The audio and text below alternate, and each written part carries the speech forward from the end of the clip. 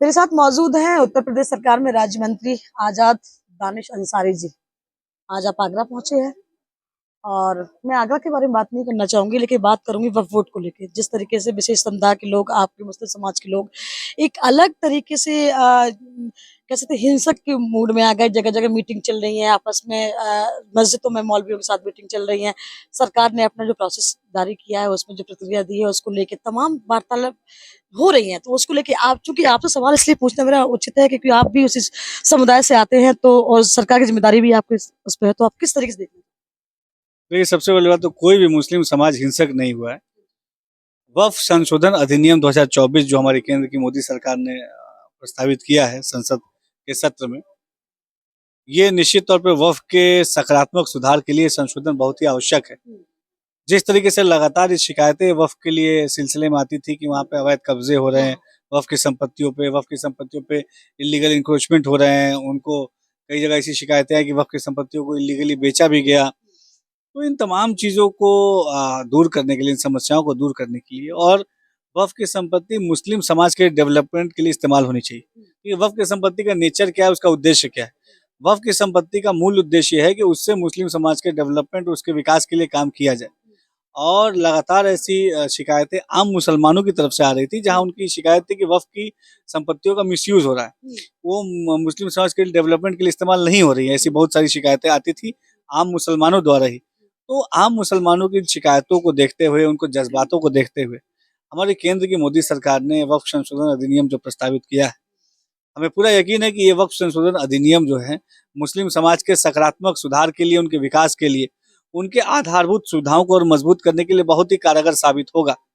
कुछ ऐसे लोग हैं जो अपने आप को मुस्लिम समाज का हितैषी बताते हैं, लेकिन उसके पीछे उनका अपना निजी राजनीतिक एजेंडा होता है, वही इसका विरोध मैं करते उसी पे आना चाहती हूँ। ओबीसी साहब लगातार भड़काने में लगे हुए हैं। अगर आप ये बोलती डेवलप की बात के लिए सरकार ने उचित ये फैसला सुनाया है या कदम उठाया है, लेकिन मुस्लिम समाज के लोगों का कहना है कि हमें ही टारगेट किया जा रहा है। हमारी ही जमीन को, जो एक जमीन हम लोग कहते थे कि हमारी मस्जिद के लिए वक्फ बोर्ड की जमीन, जो भी कि वक्फ बोर्ड एक बहुत पावर वाला बोर्ड है, जहाँ जिस जगह को उन्होंने कह दी कि हमारी वो वक्फ बोर्ड की उसमें जाती थी, लेकिन अब ऐसा नहीं हो पाएगा। अगर आप ये बोलते कि उनके लिए ये अच्छा निर्णय लिया गया है, तो फिर ओबीसी साहब को इतनी मिर्ची क्यों लग रही है? वो तो तमाम चीजें कहते नजर आ रही है। देखिए, मैंने वही कहा, कुछ लोग जो अपने आप को तथाकथित मुसलमानों का हितैषी बताते हैं, असल में उनका हिडन एजेंडा अपने निजी राजनीतिक स्वार्थ को पूरा करना है। अगर सही मायनों में मुस्लिम समाज का हितैषी कोई भी है, तो वक्फ संशोधन अधिनियम का उसको सपोर्ट करना चाहिए, क्योंकि इस संशोधन से निश्चित तौर पे वक्फ की संपत्तियों के रखरखाव में, उनके मेंटेनेंस में, उसके डेवलपमेंट में बहुत ही चीज़ें हमें उससे हेल्प मिलेंगी। और साथ ही साथ जो है, इसमें जो पार्टिसिपेशन है महिलाओं का वक्फ बोर्ड में, जो पिछड़े पासमानदा मुसलमानों का पार्टिसिपेशन है, ये बढ़ेगा।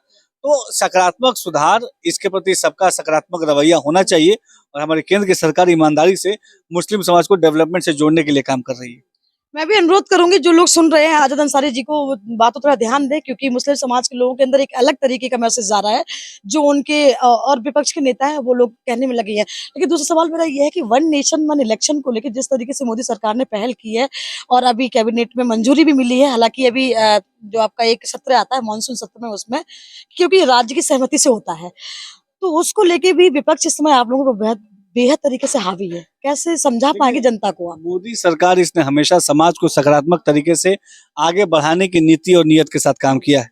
वन नेशन वन इलेक्शन जो मोदी सरकार का ये जो फैसला है, बहुत ही स्वागत योग्य फैसला है। देखिए, जिस तरीके से देश की एनर्जी, देश का पैसा, वन नेशन वन इलेक्शन होने से हमारी बहुत सारी एनर्जी, बहुत सारा पैसा ही बचेगा। एक साथ इलेक्शन होंगे तो डेवलपमेंट की चीज़ें भी और अच्छे से होंगी।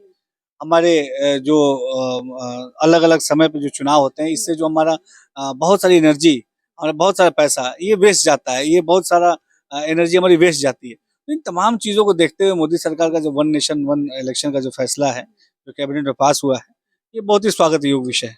आज वही लोग इस पर चर्चा कर रहे हैं जिनके कार्यकाल में, यानी कि कांग्रेस इंदिरा गांधी कार्यकाल में 1952 से 67 तक ये लागू था। ऐसा नहीं कि चुनाव कभी हुआ नहीं हो एक समय पे, और विधानसभा के भी, लोकसभा के चुनाव एक साथ हुए, 67 तक लगातार होते रहे, लेकिन आज उन वही लोग एकदम से आड़े खड़े हैं। उनका मकसद है, वही कह रहा है कि सरकार चाहती है कि हमारा ही राज रहे, हम लॉन्ग लाइफ तक रहे, हम जाना ही नहीं चाहते, इसलिए ऐसे बिल को पास कराना चाहते हैं, इसलिए ऐसा नियम लाना चाहते हैं। हालांकि ये भी कहा जा रहा है मोदी सरकार तरफ से कि जो हमने ये लागू किया है, इसका एक तो ये है कि एक तो जो नेता सब जगह, क्योंकि पूरे 5 साल चुनाव चलती रहते हैं, कभी यहाँ कभी वहाँ कभी वहाँ, तो आप लोगों की ड्यूटी कभी आगरा कभी कहीं होती रहती है। एक तो वो बचेगा, दूसरा पैसा भी बचेगा। लेकिन ये उनको बात समझ में क्यों नहीं आती? देश तो उनका भी है ना। देखिए, कांग्रेस पार्टी इसने हमेशा समाज को भटकाने की नीयत के साथ राजनीति की है। समाज को भटका के अपनी राजनीतिक रोटियां सेकना, ये कांग्रेस का पुराना स्टाइल है। कांग्रेस पार्टी कभी नहीं चाहती कि हमारा देश, हमारा समाज विकास के पथ पे आगे बढ़े। जब हम देश के सुधार की बात करते हैं, देश के विकास की बात करते हैं, देश में रोजगार की बात करते हैं, देश की तरक्की की बात करते हैं, तो इस बात से कांग्रेस पार्टी जो है परेशान होती है। लेकिन कांग्रेस पार्टी को समझना चाहिए कि आज देश में जो मोदी सरकार है, जिसने ईमानदारी से सबका साथ सबका विकास का नारा जो दिया है, उस नारे पर हम ईमानदारी से काम कर रहे हैं। कैमरा पर्सन अंकुर के साथ Rinki Upadhyay, India Daily live.